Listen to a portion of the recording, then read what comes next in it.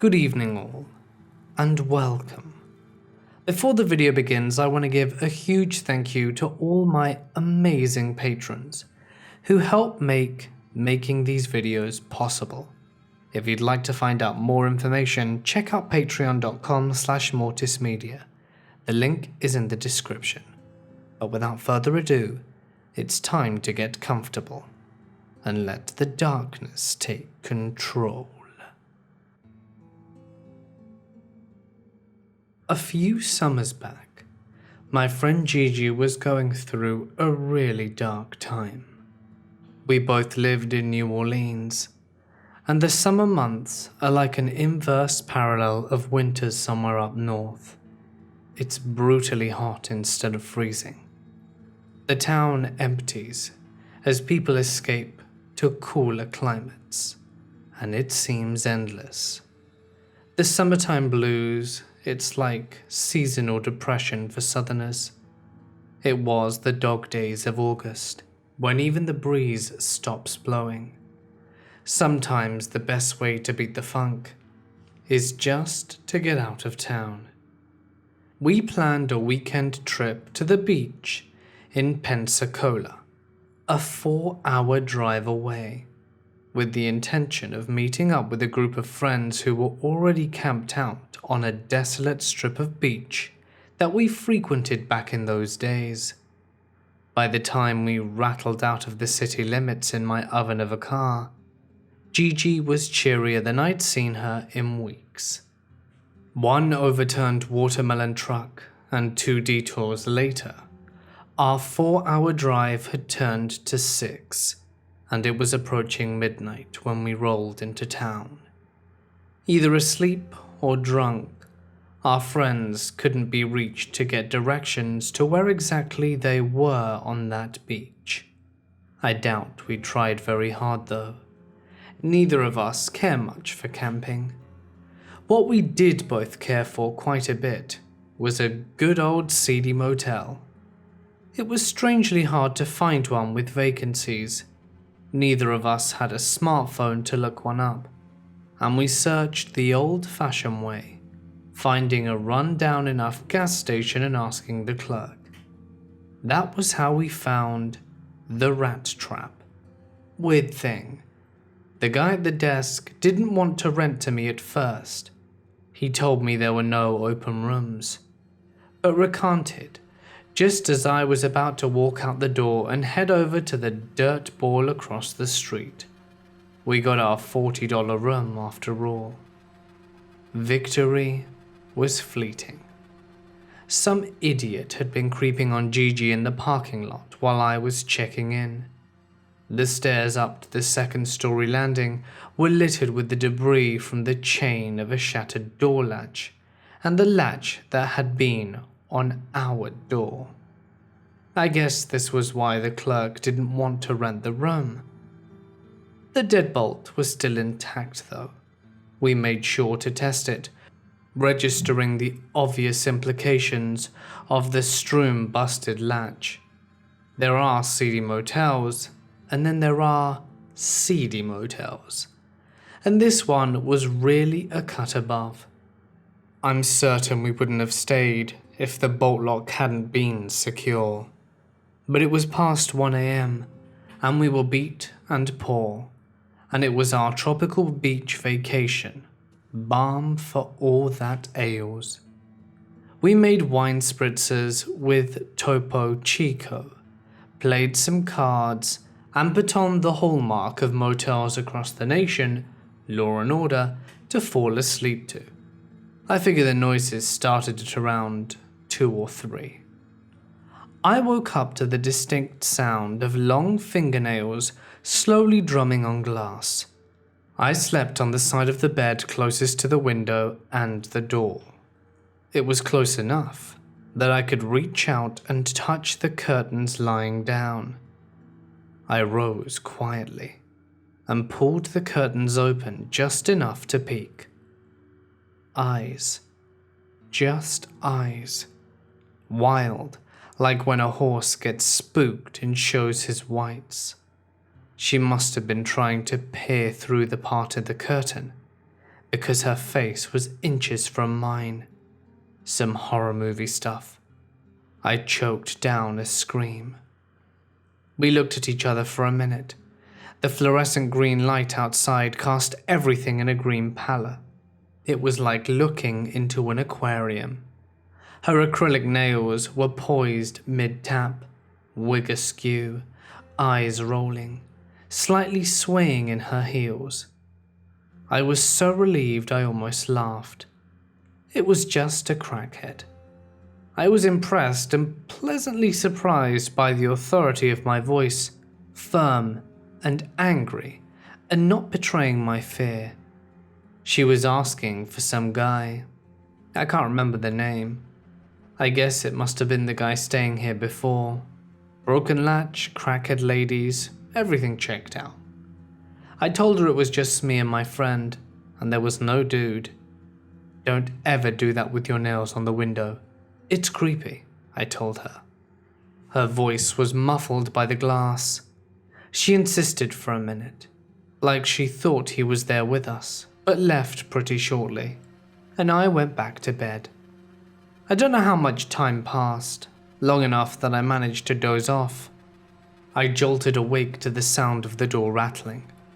Of course it was the same crackhead looking for the same guy as before, saying something to the effect of, "I know he's there with you."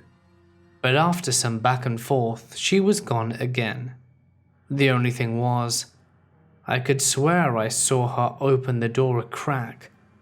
We checked the lock once more, just to be sure it couldn't open without a key, that I must have dreamt it.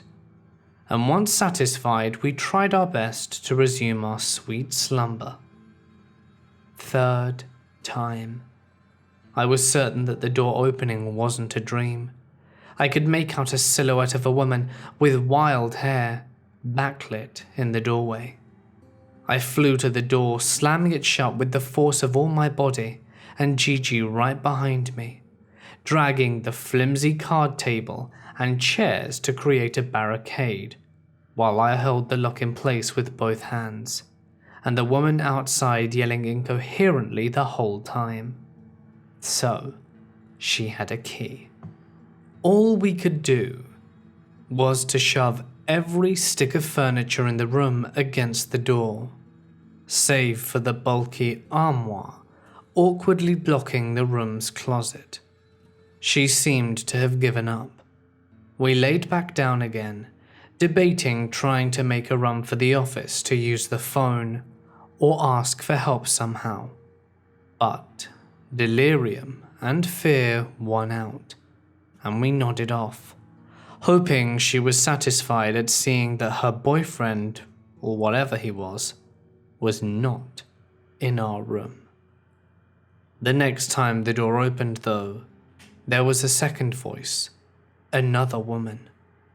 This time all hell broke loose.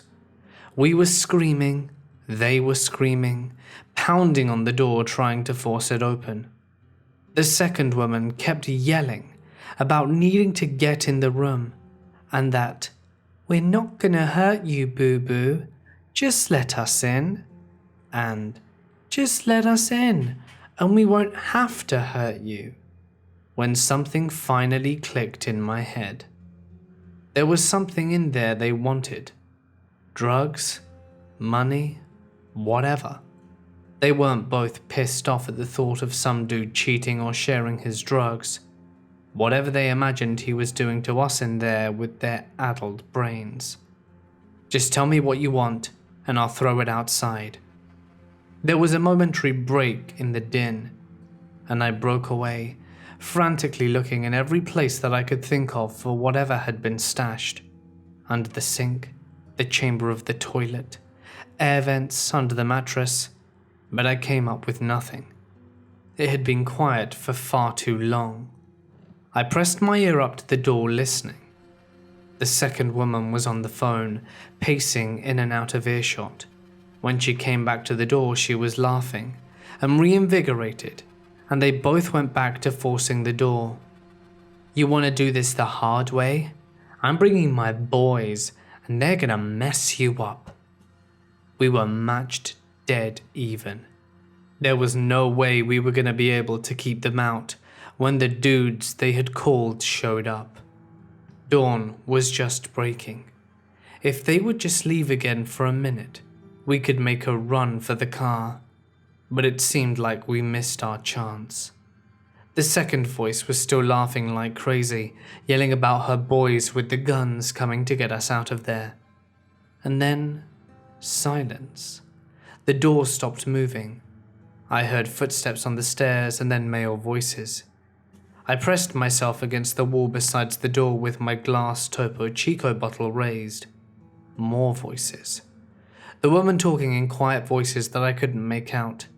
And then a knock. It was the police. They ran all of our information, let the women go and gave us 15 minutes to follow suit, which was easy because we'd already packed, hoping to make a break for it earlier.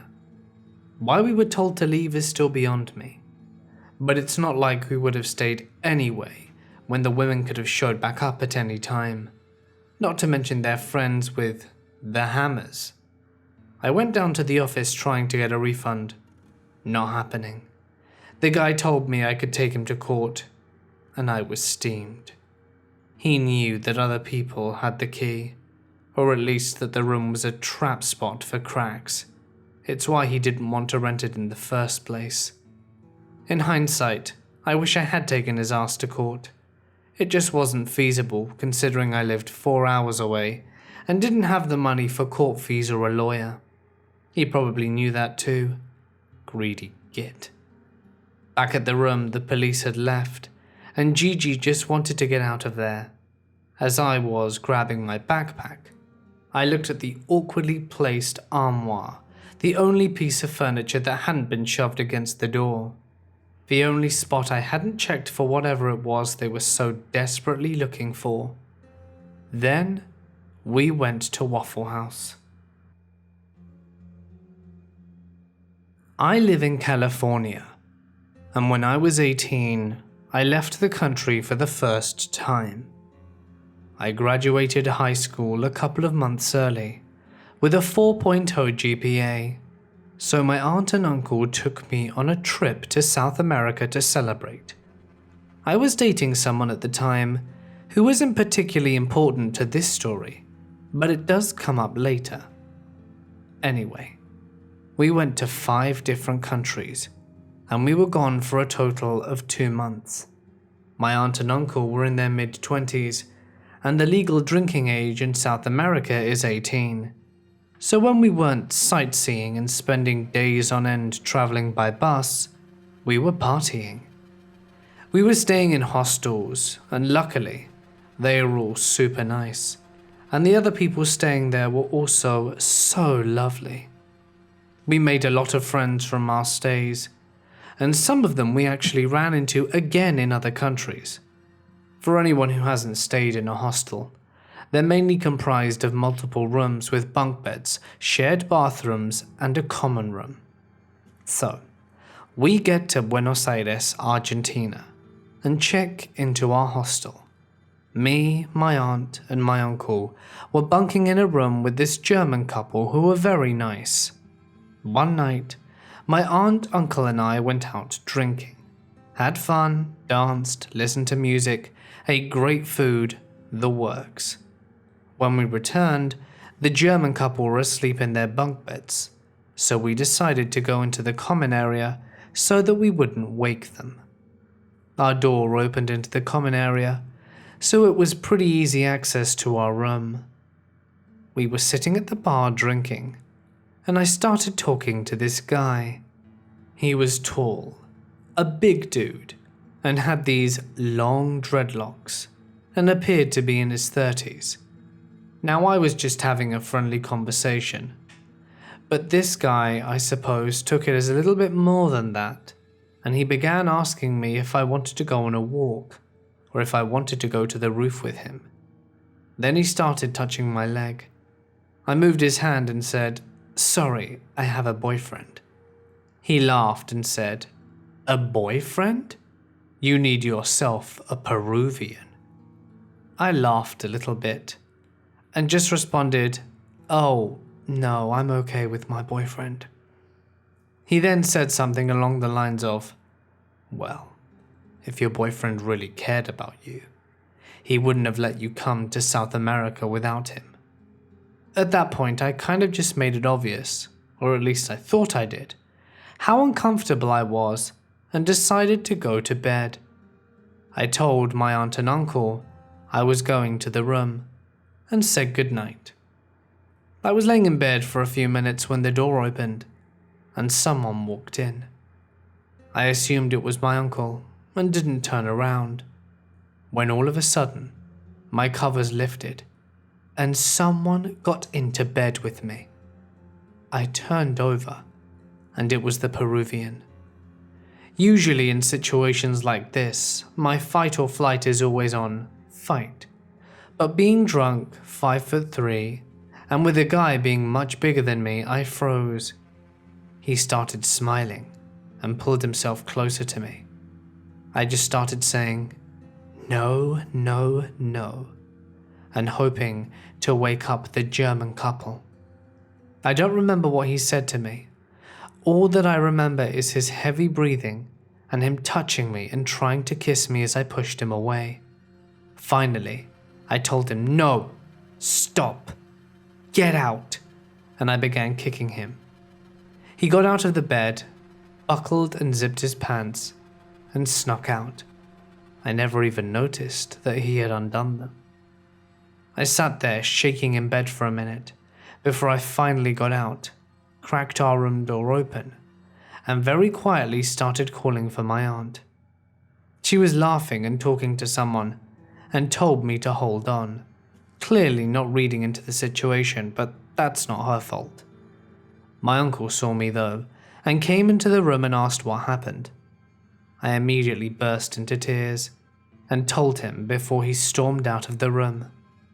The next thing I hear is a bunch of yelling in the common room before my aunt and the hostel manager fly into the room and turn the lights on. I was just standing there crying, and my aunt hugged me. The manager asked me if I was okay, and who it was, which guy. So I told him and he walked back out. In this, the German couple had woken up to all the noise and were very confused, and they felt terrible that they didn't hear me begging this guy to stop. After a few minutes, all the yelling stopped, and it was silent. My uncle and the manager come back into the room and tell me the guy wasn't even a guest at the hostel. He had somehow made his way in past the front door. There was a lock and key to get in that only guests had. They kicked him out, and the manager profusely apologized to me. I guess when my uncle left the room, he started screaming and looking for the guy. When he found him, he was just standing there with a group of people laughing and drinking, like he didn't just sexually assault a teenager. I think my uncle got physical, and that's when everyone started yelling and the manager had to get involved. I don't think I slept at night after that. I get chills just writing about this. I know what happened wasn't okay, but I'm lucky it didn't go further than it did. I hope that guy never did anything like that to another woman again, and I do hope to never meet him again. I have always enjoyed the paranormal for entertainment, but kept with me a healthy dose of skepticism when it came to real-life stories. Growing up, my mother was very much into the supernatural, or anything paranormal. Psychic, ghost, the afterlife, you name it. This instilled in me from a very young age a skeptical outlook on things of this nature. Instead, I would learn how psychic and paranormal experts fake evidence or cold read, and things of this nature to basically debunk my mum, although I was always entertained by her stories on some level. She would always tell me my stories about my supposed gift to communicate with ghosts from a young age, and how my family members refused to babysit me because I creeped them out too much. I also have a lot of memories of being young and strange, unexplainable and downright creepy. with strange things happening to me all the time. But I would cope with it just justifying how there must be some logical explanation, such as sleepwalking, or that it's my overactive child's mind. There is one experience, though, that has always stuck with me, which I witnessed as an adult. I wouldn't say it changed my mind, but there is something about this I cannot let go of or rationalize away. I even get emotional and start tearing up a little bit when I think about it today, which is very much unlike me. I am now 28 years old, but when I was 21, I worked in a 4-star hotel and spa named Erith Castle in Scotland, located just outside of Stirling, where many of the bloody and violent wars that Scotland is historically known for took place. This is a real location and already has a reputation for being haunted. Feel free to Google it if you like. I want to tell you my experience of working at this hotel and the strange events that I witnessed while working there. To give you context, the hotel is made up of 2 main buildings. The first is a new building, a typical hotel where the guests stay with luxury dining and spa. The other building is the castle itself, which is mainly only used for weddings, and one time Sean Penn stayed with us while filming a movie, which was pretty cool. I worked as a kitchen porter, and my job was to wash dishes, clean up, and basically all the kitchen duties which didn't involve cooking, to allow the chef to focus on preparing the food. Whenever there was a wedding which needed to be catered for, some of us would be sent up to the castle to work there. Eventually, I refused to work in the castle. Of course, the staff then knew about the castle's reputation and would tell each other stories about what they had heard. In my skeptical mind, I simply rationalized it as local entertainment and just got on with my work. One of the most frequent occurrences that would be reported is that whenever guests would stay in the castle, they would phone the front desk in the main building and tell us they could hear children playing and running around, and ask if we could send someone up to deal with the children. There were never any children in the building. The castle was always reserved for the bride and groom to have the place to themselves, and I cannot stress how common this complaint was. Almost everyone who stayed in the castle reported the same story of being disturbed by the sounds of children playing in the hallway. Sometimes late at night, I could hear the sounds of running coming from the upstairs balcony in the central room of the castle. If I was ever brave enough to go investigate, it would stop. The basement floor of the castle has been turned into a few guest rooms and storage space for the staff to use. It looked like any other floor of a hotel, not the creepy basement of a castle you'd expect. There are reports that this floor is haunted by a groundskeeper. And also, I have a few stories about people telling me about a phantom dog that they could hear barking. I never encountered either of these spirits, but the reason I am mentioning the basement floor is because it terrified me specifically. Every time I was there, I felt the most uncomfortable feeling, like when people tell you they feel like someone is watching them. The entire floor gave me the most uneasy feeling ever. It would be like someone was breathing down my neck, or I was surrounded by something. I was never able to go down there without feeling stiff and having the most awful sensation of dread overcome me. It's hard to put into words, but I hated going down there. If you stand outside the castle facing it, there is a dining room just to the left of the entrance on the ground floor. In this room, there is an enormous painting of a woman. I forget who she was, a wife of the commander or something who lived there. This painting was also especially creepy. She has such a stern look on her face, which I guess was common from that era and style. Very regal looking. There were a lot of unexplained noises that came from the area this painting is located in, like knocks and bangings. One time, a group of us was standing in that room, commenting on how depressing the painting looked, only to be interrupted by a slow scratching noise that went all the way from the top to the bottom of the 10-foot-high walls the painting was standing on. Odd castles like this do not have hollow walls, not like a loose piece of stone could have been falling inside or anything, which was my first thought. We could not figure out where that noise had come from. My most frightening moment inside that castle happened one night during a wedding. The chefs had finished with their job and had taken everything back down to the main building. I was left in the kitchen to finish, washing up and cleaning. The guests had left, and the bride and groom were, well, it's not my business what they were up to. They were the only people in the castle, and there were a few remaining waiters and staff there also in order to just help finish tidying up. I went out to this side door to the castle to have a cigarette. Let me take a second to describe the layout of the kitchen for you. The southwest corner of the kitchen was the entrance to the kitchen. The southeast corner was the washing up area where I was working. The northeast corner was a passageway to a small room where we kept plates, cutlery, and had a walk-in fridge.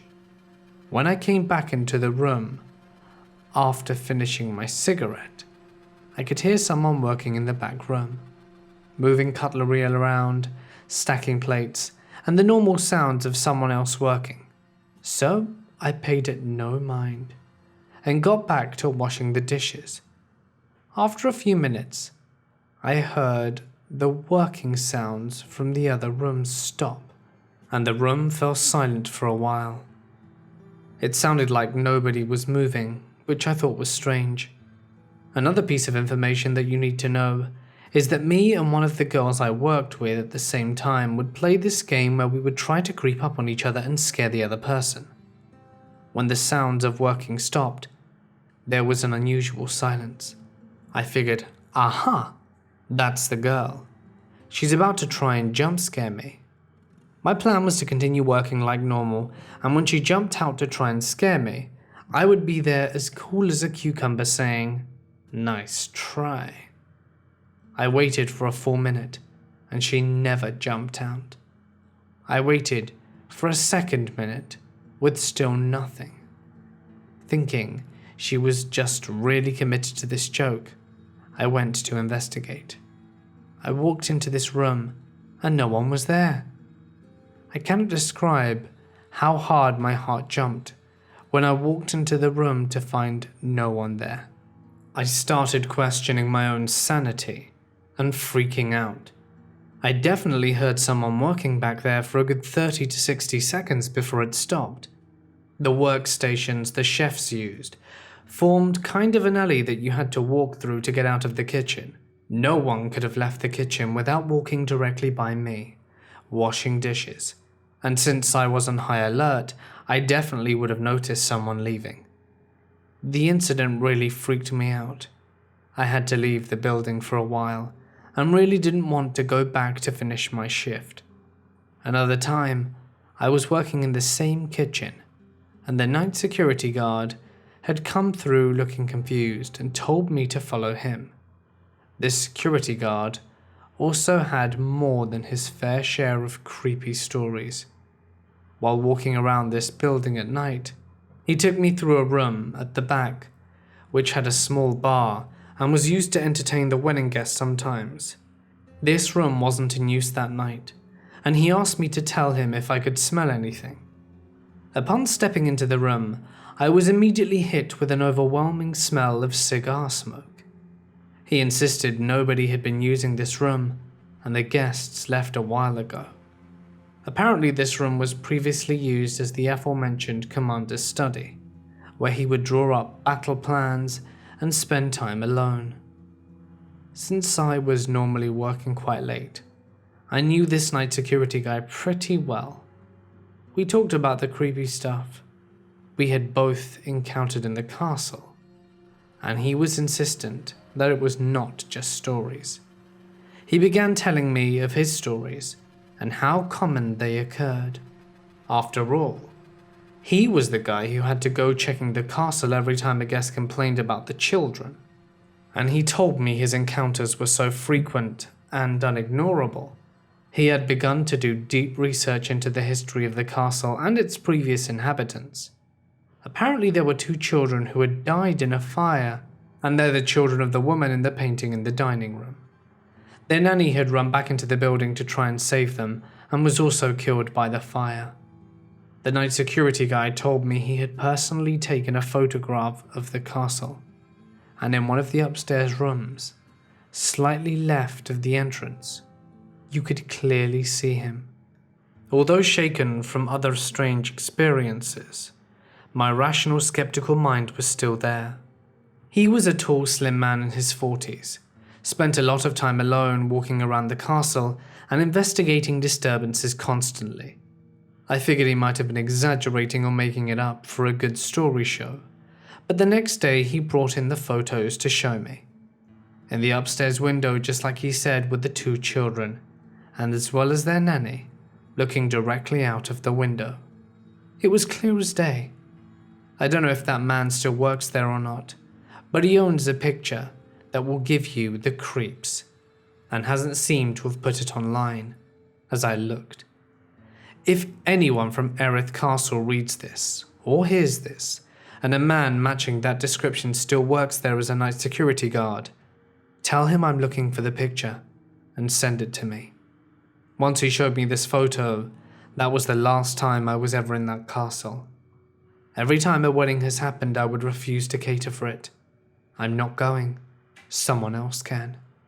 I was eventually fired from that job because the manager would frequently fall out with me about this, but I honestly didn't care.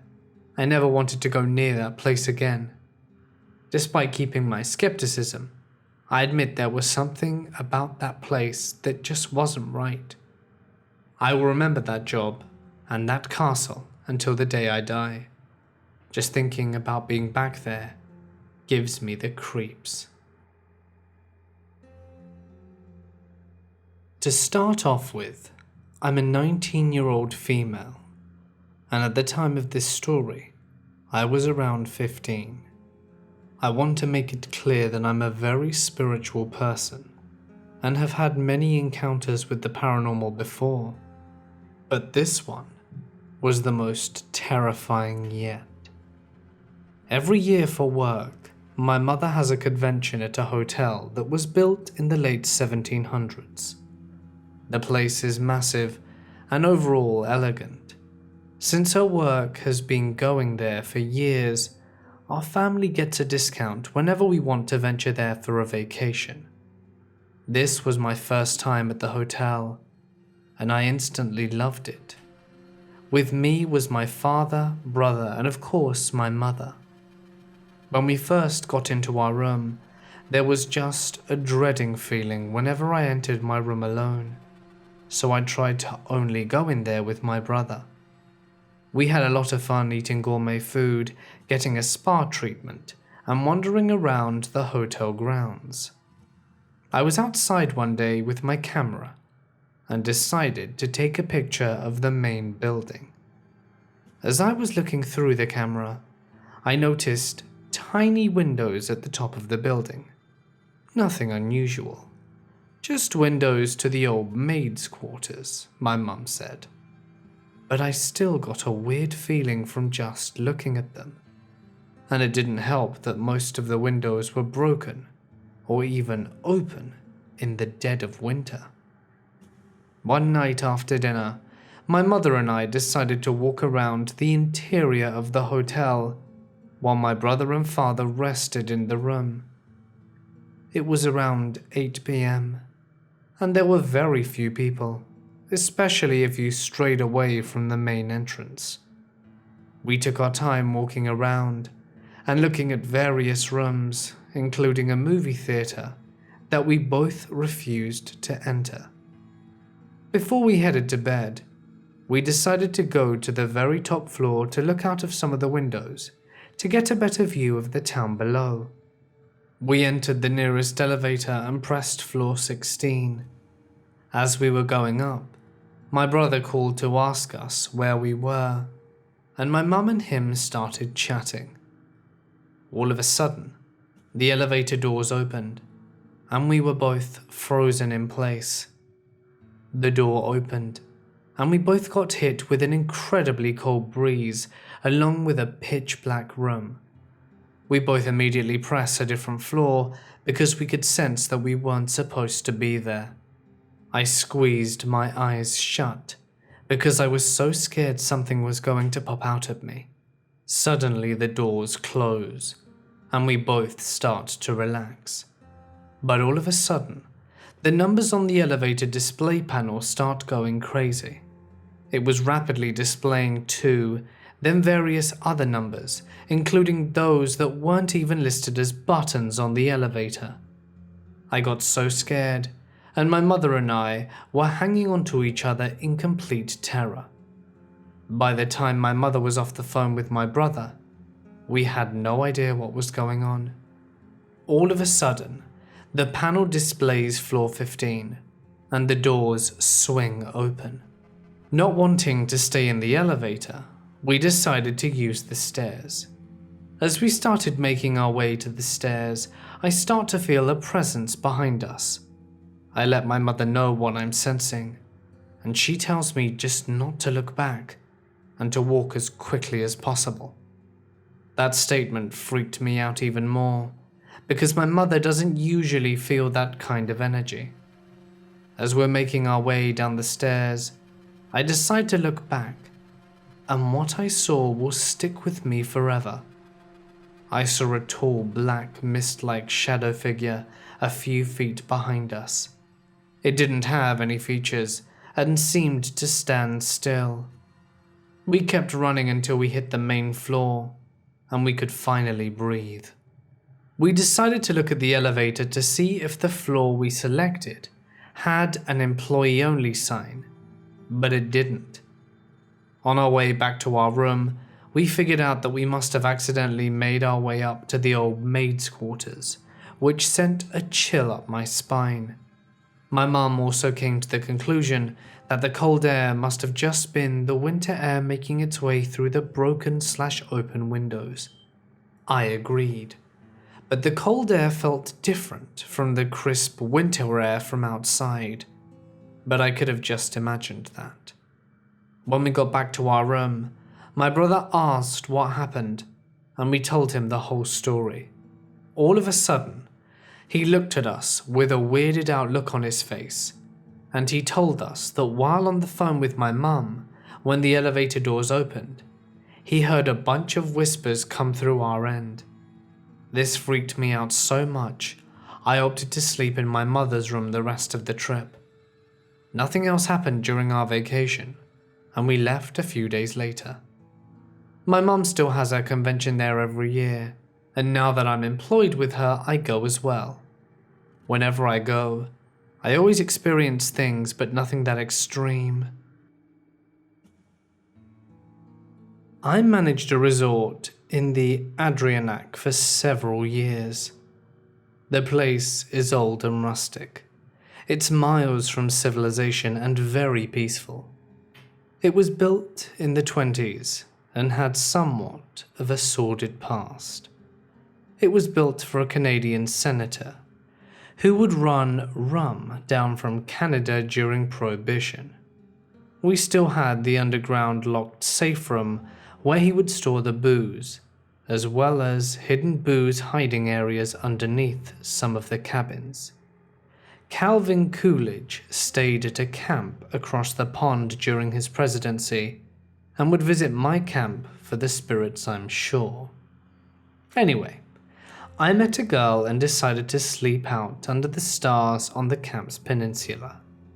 Well, it started to rain, so I suggested we sleep on the screened porch of the boathouse, which I thought was a pretty good compromise.